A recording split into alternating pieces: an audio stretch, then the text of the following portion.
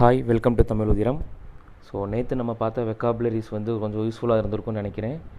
And aspirants, உங்களுக்கு இந்த மாதிரியான வெக்காபுலரிஸ் போஸ்ட் பண்ணுறதுல என்ன மாதிரியான இம்ப்ரூவ்மெண்ட் ஏதாவது ஃபீட்பேக்ஸ் இருந்துச்சுன்னா நம்ம டெலிகிராம் குரூப்பில் நீங்கள் சொல்லுங்கள், ஓகேவா? ஸோ இன்றைக்கியான வெக்காபுலரிஸ் பார்க்கலாம். ஸோ இன்றைக்கி ஃபஸ்ட் நியூஸ்லேருந்து நம்ம என்ன எடுக்க போகிறோம் அப்படின்னு பார்த்தீங்கன்னா, ரொம்ப முக்கியமான நியூஸ். நம்ம தமிழ்நாட்டில் பார்த்தீங்கன்னா லிக்கர் ஷாப்ஸ் எல்லாமே, டாஸ்மாக் எல்லாமே என்ன பண்ணணும் அப்படின்னு சொல்லிட்டாங்க, க்ளோஸ் பண்ணணும்னு சொல்லி நம்ம சென்னை ஹைகோர்ட் வந்து ஆர்டர் கொடுத்துருக்குறாங்க. ஸோ அதுக்கு அகெயின்ஸ்டாக நம்மளோட தமிழ்நாடு கவர்மெண்ட் வந்து அப்பீல் போயிருக்கிறாங்க. ஸோ அந்த நியூஸ் தான் இன்றைக்கி நம்ம எடுத்துருக்கிறோம். ஃபஸ்ட்டு ஹெட்டிங் பாருங்கள், high court order hampers reopening of economy. So ஹைகோர்ட்டோட ஆர்டர் வந்து அவங்க எக்கனாமியை ரீஓப்பன் பண்ணுறத ஒரு விஷயம் பண்ணுது. அதுதான் இந்த ஹேம்பருங்கிற வேர்டு மீனிங் கொடுக்குது. ஸோ ரீஓப்பனிங் ஆஃப் எக்கானமியை வந்து ஹைகோர்ட் ஆர்டர் என்ன பண்ணியிருக்குன்னு நினைப்பாங்க. ஸோ அவங்க வந்து தமிழ்நாடு கவர்மெண்ட் எதுக்காண்டி இந்த லிக்கர் ஷாப்ஸ் எல்லாமே ஓப்பன் பண்ணாங்கன்னு பார்த்தீங்கன்னா, நம்ம இந்த கொரோனா வைரஸால் லாக்டவுனால் நம்மளோட எக்கானமி வந்து ரொம்ப டவுன் ஆயிடுச்சு. ஸோ அதை வந்து ரீவாம்ப் பண்ணுறதுக்காக தான் நம்ம என்ன பண்ணுறோம், இதை வந்து ஓப்பன் பண்ணுறோம் அப்படின்னு அவங்க வந்து தமிழ்நாடு கவர்மெண்ட் வந்து இதை ஓப்பன் பண்ணாங்க. பட் நம்ம ஹைகோர்ட் என்ன பண்ணிட்டாங்கன்னு அப்படின்னா, ஸோ இதை வந்து ஓப்பன் பண்ணக்கூடாது அப்படின்னு சொல்லிட்டாங்க. ஸோ அந்த ஹேம்பர், ஸோ ரீஓப்பனிங் ஆஃப் எக்கனாமியை வந்து ஹைகோர்ட் ஆர்டர் என்ன பண்ணியிருக்கோம், ஆப்வியஸாக ஸோ தடுத்து நிறுத்தியிருக்கோம், ஸோ ரெடியூஸ் பண்ணியிருக்கோம். ஸோ இதுதான் அதோட மீனிங்காக இருக்கும். ஸோ ஹேம்பர் அப்படிங்கிற வேர்டுக்கு என்ன மீனிங் பார்த்தீங்கன்னா, அப்ஸ்ட்ரக்ட், பிளாக், இம்பீட், ஸோ இந்த மாதிரியான வேர்ட்ஸ்லாம் அதுக்கு மீனிங்காக இருக்கும். ஸோ இதை ஹேம்பருங்கிறது இங்கே என்னவா யூஸ் பண்ணியிருக்காங்கிறத ஃபஸ்ட்டு பார்க்கணும். அது வந்து வெர்பாவும் யூஸ் பண்ணலாம், நவுனாவும் யூஸ் பண்ணலாம். இங்கே வெர்பா யூஸ் பண்ணியிருக்கிறாங்க. ஸோ அப்போ அதுக்கு மீனிங் வந்து அப்ஸ்ட்ரக்ட், இம்பீட், பிளாக். நவுனாக யூஸ் பண்ணோம் அப்படின்னா அதோட வேர்டு வந்து பேஸ்கட். அது நவுனா பெயர்ச்சொல்னு சொல்லுவோம். ஸோ பேஸ்கட் அப்படிங்கிறத நவுனாக யூஸ் பண்ணியிருந்தால் அது மீனிங் வந்து பேஸ்கட். ஸோ இது வந்து வெர்பா யூஸ் பண்ணியிருக்கிறதுனால பிளாக், அப்ஸ்ட்ரக்ட், ஸோ இந்த மாதிரி வேர்டு அதுக்கு மீனிங் கொடுக்கலாம். ஸோ அப்படியே கீழே வந்தீங்கன்னா செகண்ட் பேராகிராஃப் ரீட் பண்ணுங்கள். The entire country and the state are facing a unique situation wherein the economy is sought to be reopened, directions issued are seriously impeding this process. அதே word தான். So இந்த மாதிரி இந்த தமிழ்நாட்டில் இருக்க எல்லா ஸ்டேட்டும், all over கண்ட்ரியும் இந்த மாதிரியான எக்கனாமியை ரீவாம்ப் பண்ணுறதுக்கு ஸ்டெப் பை ஸ்டெப்பாக நாங்கள் வந்து கொண்டு வந்துக்கிட்டு இருக்கோம். பட் ஹைகோர்ட்டோட டைரக்ஷன் வந்து இது என்ன பண்ணிருச்சுன்னு சொல்கிறாங்க. இந்த ப்ராசஸை இம்பீடிங் அப்படிங்கிற வேர்டுக்கு அதே மீனிங் தான். ஸோ மேலே ஹேம்பருக்கு என்ன மீனிங்கோ அதே மீனிங் தான் இம்பீடிங் அப்படிங்கிற வேர்டு. ஸோ இம்பீட் அப்படிங்கிற வேர்டுக்கும் அதே மீனிங் தான், அப்ஸ்ட்ரக்ட், இம்பீட். ஸோ அது வந்து தடுக்குது. ஸோ நாங்களோட ஸ்டெப் பை ஸ்டெப்பாக கொண்டு வரலான்ற ப்ராசஸை உங்களோட டைரக்ஷன்ஸ் வந்து தடுத்து நிறுத்துது அப்படின்னு சொல்கிறாங்க. Therefore, அதனால் it is prayed that the case may be listened at the earliest, even on Sunday, so as to mitigate the hardship caused to the citizens. So நம்ம தமிழ்நாடு கவர்மெண்ட் என்ன சொல்கிறாங்கன்னா, ஸோ அதனால இந்த கேஸை நாங்கள் சுப்ரீம் கோர்ட்டுக்கு கொண்டு போகிறோம். ஸோ சுப்ரீம் கோர்ட் என்ன பண்ணணும் அப்படின்னா, சண்டேலையும் இந்த கேஸை நீங்கள் எடுத்து இந்த ப்ரெசண்ட்டாக இருக்கிற இந்த சிச்சுவேஷனை என்ன பண்ணணும்னு சொல்லுவாங்க. ஸோ ப்ராப்ளம் இருக்குது, அப்போ அதை ஆட்டோமேட்டிக்காக என்ன பண்ணணும், கம்மி பண்ணணும் அப்படிங்கிறத அந்த மிட்டிகேட் அப்படிங்கிற வேர்டுக்கு மீனிங். ஸோ மிட்டிகேட் அப்படிங்கிறதுக்கு வேர்டுக்கு என்ன மீனிங்னா, ரெடியூஸ் பண்ணுறது. ஸோ இப்போ இருக்கிற கண்டிஷன், இப்போ இருக்கிற ப்ராப்ளம் வந்து உங்கள் ஜட்ஜ்மெண்ட் சீக்கிரம் கொடுத்து அதை ரெடியூஸ் பண்ணுங்கள் அப்படின்னு சொல்கிறாங்க. ஸோ மிட்டிகேட் அப்படிங்கிற வேர்டுக்கு ரெடியூஸ் அப்படின்னு பேர். அடுத்து முக்கியமாக இந்த நியூஸில் நம்ம கவர்மெண்ட் என்ன சொல்கிறாங்கன்னு பார்த்தீங்கன்னா, ஸோ நம்ம வந்து அந்த ஹைகோர்ட் என்ன டைரக்ஷன் கொடுத்துருந்தாங்கன்னா, நீங்கள் வந்து ஃபிசிக்கல் செல்லிங் பண்ணக்கூடாது, நீங்கள் வந்து நார்மலாக நீங்கள் வந்து லிக்கர் செல் பண்ணக்கூடாது, அதுக்கு பதிலாக என்ன பண்ணுங்கள் அப்படின்னீங்கன்னா ஆன்லைனில் நீங்கள் வந்து சேல் பண்ணலாம் அப்படின்னு சொல்லியிருந்தாங்க. ஸோ அதுக்கு கவர்மெண்ட் என்ன மாதிரியான வாதத்தை முன் வச்சுருக்காங்கன்னு பார்த்தீங்கன்னா, ஸோ தமிழ்நாட்டில் இது வரைக்கும் அந்த மாதிரியான எந்த ஒரு ப்ராசஸும் இது வரைக்கும் கிடையாது. ஸோ அதுக்கு பெரிய நெட்வொர்க் தேவைப்படும். ஸோ அது எங்கள்கிட்ட இல்லை அப்படிங்கிறத இந்த இதில் வந்து சொல்ல வராங்க. ஸோ அதுதான் கடைசி பேராகிராஃப் பாருங்கள். Payment and home delivery call for immense logistical coordination. So மிகப்பெரிய லாஜிஸ்டிக்கல் கோஆர்டினேஷன் தேவை. ஸோ அது எங்கள்கிட்ட இல்லை. ஸோ அதனால் நாங்கள் வந்து இப்படி சேல் பண்ணி தான் எங்களோட எக்கானமியை ரீவாம்ப் பண்ண முடியுங்கிறத சொல்கிறாங்க. ஸோ அப்போ இம்மென்ஸ் அப்படிங்கிற வேர்டுக்கு என்ன மீனிங், ஸோ கிரேட் அப்படி இல்லைன்னா மேசிவ். ஸோ மேசிவ், பெரிய நெட்வொர்க் எங்களுக்கு தேவைப்படும்.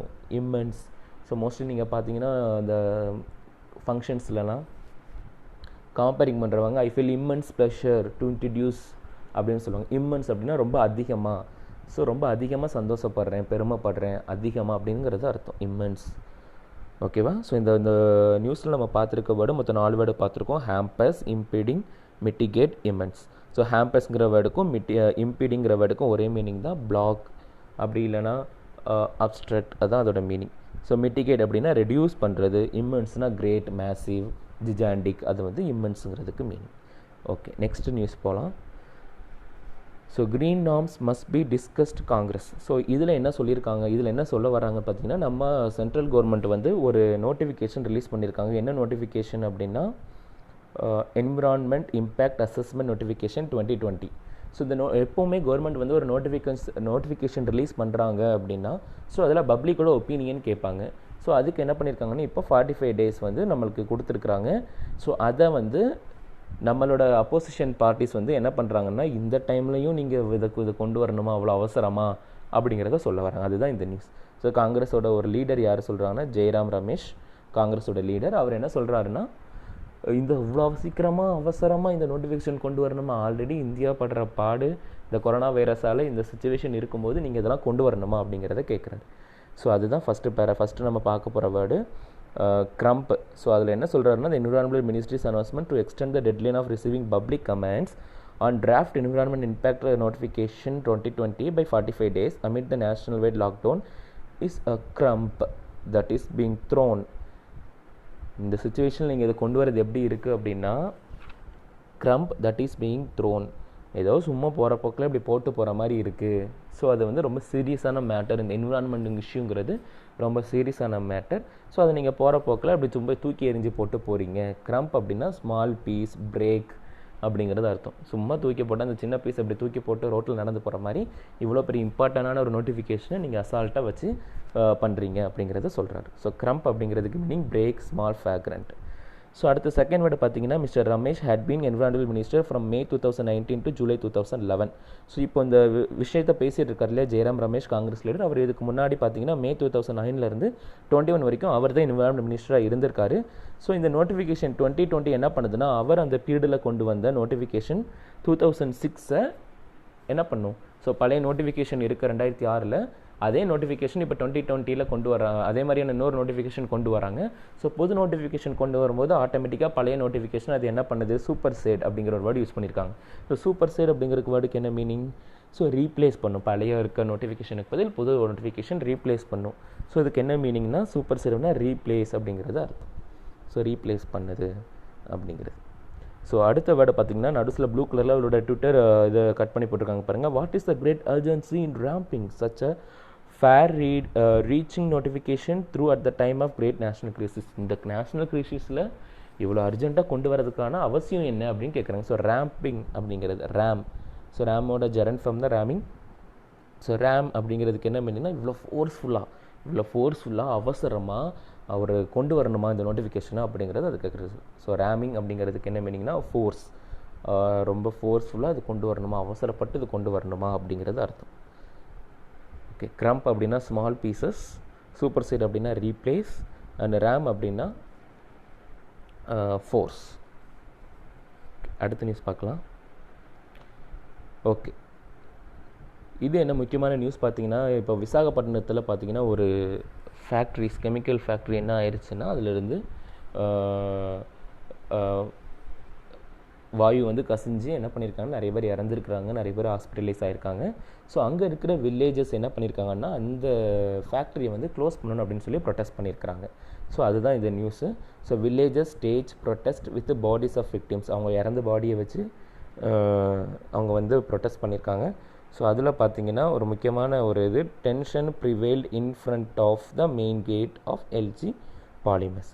ப்ரிவேல்டு இந்த வேர்டு அடிக்கடி நீங்கள் கேள்விப்பட்டிருப்பீங்க. எந்த நியூஸ் எடுத்தாலும் இந்த ப்ரிவேலிங் இந்த சிச்சுவேஷன், ப்ரிவேலிங் அப்படிங்கிற வேர்டு அடிக்கடி எல்லா நியூஸ்லேயும் இருக்கும். ஸோ ப்ரிவேல்டு அப்படிங்கிறதுக்கு என்ன மீனிங்னா, இப்போ ப்ரெசன்ட் கண்டிஷன், நிலவரம், இப்போ நாங்கள் நிலவரம் என்ன நடந்துகிட்ருக்குன்னு சொல்லுவோம் இல்லையா, particular time, existing at a particular time, especially present அப்படின்னு சொல்கிறாங்க.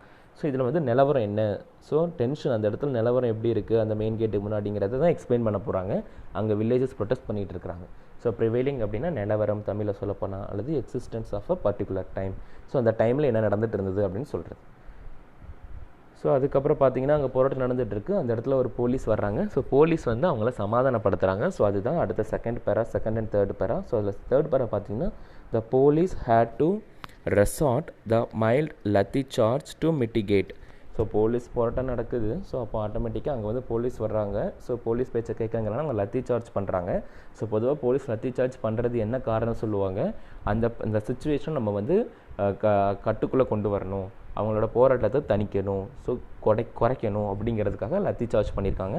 ஸோ எதுக்காகங்கிறது லத்தி சார்ஜ் பண்ணது எதுக்காகனா மிட்டிகேட் த சுச்சுவேஷன், அந்த சுச்சுவேஷனை மிட்டிகேட் பண்ணுறது. ஸோ மிட்டிகேட்டுங்கிற வேர்டுக்கு ஆல்ரெடி மீனிங் பார்த்தோம், ரெடியூஸ் பண்ணுறது, ஸோ கம்மி பண்ணுறது, தணிக்கிறது அப்படிங்கிறது மீனிங்.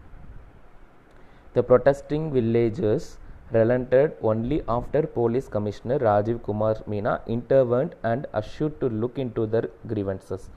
ஸோ அதுக்கப்புறம் அவர் வந்து சொன்னதுக்கப்புறம் இது கண்டிப்பாக இந்த கேஸை நான் வந்து கன்சிடர் பண்ணி இதில் வந்து நான் வந்து விசாரிக்கிறேன் அப்படிங்கன்னு சொல்கிறாங்க. ஸோ ரெலண்டட் அப்படின்னா காம் ஆகிறது. ஸோ அவங்களோட அந்த எக்ஸ்ட்ரீம் ஆங்கர்லேருந்து அவங்க வந்து மிட்டிகேட் ஆகிறது, காம் ஆகிறது. ஸோ அந்த ரெலண்டட் அப்படிங்கிறதுக்கு மீனிங் என்னென்னா காம் ஆகிறது. எதுக்கப்புறம்னா அவர் அந்த போலீஸ் கமிஷனர் வந்து ராஜீவ்குமாருங்கிறவர் வந்து இந்த விஷயத்தை நான் இன்டர்வென் பண்ணுறேன், விசாரிக்கிறேன், நான் தலையிட்டு அது வந்து என்னென்னு பார்க்குறேன், இன்டர்வென் அப்படின்னு சொல்கிறார். இன்டர்வென்னா தலையிடுறது, தலையிட்டு நான் என்னென்னு பார்க்குறேன், இன்டர்ஃபியர் ஆகிறது. ஸோ அதை தலையிட்டு நான் என்னென்னு பார்க்குறேன்னு சொல்கிறார். ஸோ அதுக்கப்புறம் அதுக்கடுத்து கீழே பார்த்தீங்கன்னா விசினிட்டி அப்படிங்கிற இருக்குது. அந்த பேராகிராஃப் கம்ப்ளீட்டாக ரீட் பண்ணி பார்த்தீங்கன்னா தெரியும். Persons living in the vicinity of the factory. Vicinity of the ஃபேக்ட்ரினா ஸோ மோஸ்ட்லி ஒரு ஃபேக்ட்ரி இருக்கும். ஸோ அதில் வாயு கசிவு ஏற்படுதுன்னா அதில் சுற்றி இருக்கிற ஏரியாவுக்கு தான் ப்ராப்ளம் இருக்கும். ஸோ விசினிட்டினா நியர்பை, அந்த ஃபேக்ட்ரிக்கு பக்கத்தில் அப்படின்னா அந்த ஃபேக்ட்ரிக்கு சுற்றி இருக்கிற லொக்காலிட்டியில். ஸோ விசினிட்டி அப்படிங்கிற வேர்டு நியர்பை அப்படிங்கிற அர்த்தம் கொடுக்கும். So vicinity of the factory. ஓகேவா? ஸோ ப்ரிவைல்டு அப்படின்னா சிச்சுவேஷன், அங்கே கரண்ட்டாக existing at a particular time, அப்படி இல்லைன்னா தமிழில் சொல்ல போனால் நிலவரம். ரெண்டாவது வேர்டு மிட்டிகேட்னா ஆல்ரெடி பார்த்தது ரெடியூஸ் பண்ணுறது. ரெலண்டட் அப்படிங்கிற மீனிங்கும் அதுதான், ரெடியூஸ் பண்ணுறது, காம் ஆகிறது. அதுக்கப்புறம் இன்டர்வென்ட் அப்படின்னா இன்டர்ஃபியர் ஆகிறது, விசினிட்டினா நியர்பை. ஸோ அடுத்து Karnataka mulls relaxing some key labour laws. So இதுக்கு முன்னாடி நேற்று நியூஸ் பேப்பரில் பார்த்துருப்பீங்க. ஸோ ஒரு சில கவர்மெண்ட் வந்து லேபர் சம்மந்தமான லாஸை வந்து என்ன பண்ணுறாங்கன்னா கொஞ்ச நாளைக்கு சஸ்பெண்ட் பண்ணி வைக்கிறாங்க. ஸோ எதுக்குன்னா அப்போ தான் நிறைய எம்ப்ளாய்மெண்ட் க்ரியேட் ஆகும். ஸோ எம்ப்ளாயர்ஸுக்கு வந்து இந்த மாதிரியான லாஸ் வந்து ரொம்ப அவங்களுக்கு வந்து கஷ்டமாக இருக்கும். ஸோ அவங்களுக்கு வந்து அதில் ரிலாக்ஸேஷன் கொடுக்கலாங்கிறதுக்காக ஒவ்வொரு சில கவர்மெண்ட் வந்து கொண்டு வரலான்னு பிளான் பண்ணியிருக்காங்க. அதே மாதிரி தான் கர்நாடகா கவர்மெண்ட்டும் பிளான் பண்ணியிருக்காங்க. So Karnataka mulls relaxing some key labour laws. So Karnataka mulls அப்படிங்கிற வேர்டுக்கு என்ன மீனிங் பார்த்தீங்கன்னா என்ன பண்ணுறாங்க, இந்த லேபர்ஸ் லாவை என்ன பண்ணலாம், சஸ்பெண்ட் பண்ணலாமா, அப்படிங்கிற ரிலாக்ஸ் பண்ணலாமா அப்படிங்கிற பற்றி திங்க் பண்ணுறாங்க. ஸோ அதுதான் அதோட மீனிங், திங்க் பண்ணுறது, திங்க் டீப்லி அப்படிங்கிறத மீனிங். ஸோ முல்ஸ் அப்படின்னா திங்க் டீப்லி, அந்த விஷயத்தை பற்றி ரொம்ப ஆர்வமாக திங்க் பண்ணுறது. ஓகே, அப்படி ஃபஸ்ட் பேரா பாருங்கள். The Karnataka government is considering relaxing some key labour laws mean to protect the interest of workers in the state, including those which govern termination, retrenchment and closure.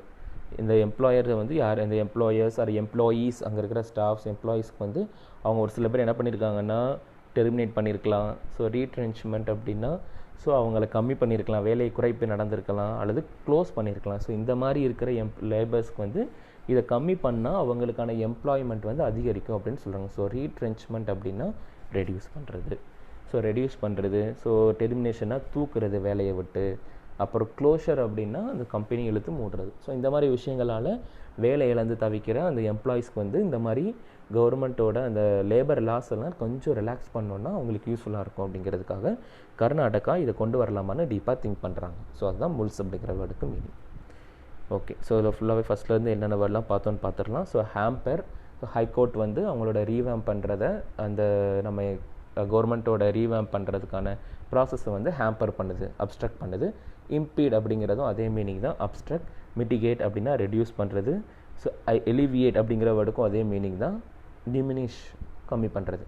Immense அப்படின்னா extremely large or great. Immense transport facility, immense facility எங்கள்கிட்ட இல்லை, so அதனால் எங்களால் டாஸ்மார்க்கை வந்து ஆன்லைனில் sale பண்ண முடியாதுங்கிறத சொல்கிறாங்க.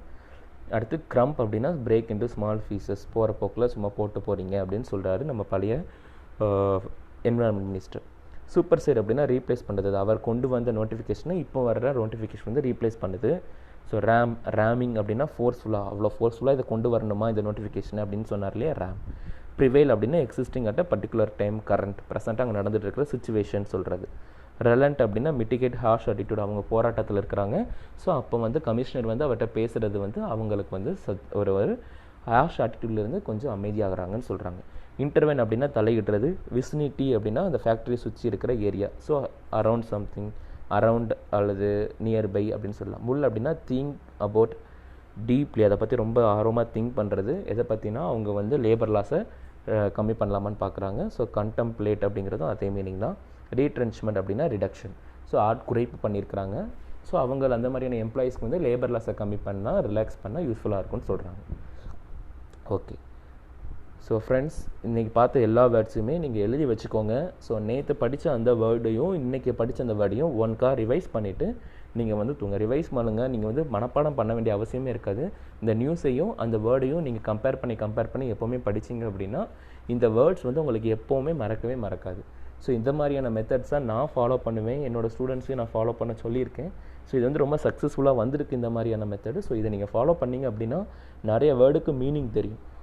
நிறைய வேர்டுக்கு மீனிங் உங்களுக்கு மனப்பாடம் ஆகலைனாலும் ஒரு சென்டென்ஸை ரீட் பண்ணாலே ஆட்டோமேட்டிக்காக அந்த சென்டென்ஸில் அந்த வேர்டுக்கு கொடுக்கப்பட வேண்டிய மீனிங் என்ன அப்படிங்கிறத உங்களால் நீங்கள் வந்து சொல்ல முடியும். ஸோ அந்த மாதிரியான கெப்பாசிட்டி இந்த மாதிரியான ப்ராக்டிஸில் இம்ப்ரூவ் ஆகும். ஸோ அதனால் இதை நீங்கள் ரெகுலராக ஃபாலோ பண்ணுங்கள். நம்ம சேனலை ரெகுலராக வாட்ச் பண்ணுங்கள் வீடியோஸை. ஸோ ஈஸியாக அப்கமிங் எக்ஸாம்ஸ் வந்து நம்ம வந்து ஈஸியாக கிராக் பண்ணலாம். Okay friends, thank you.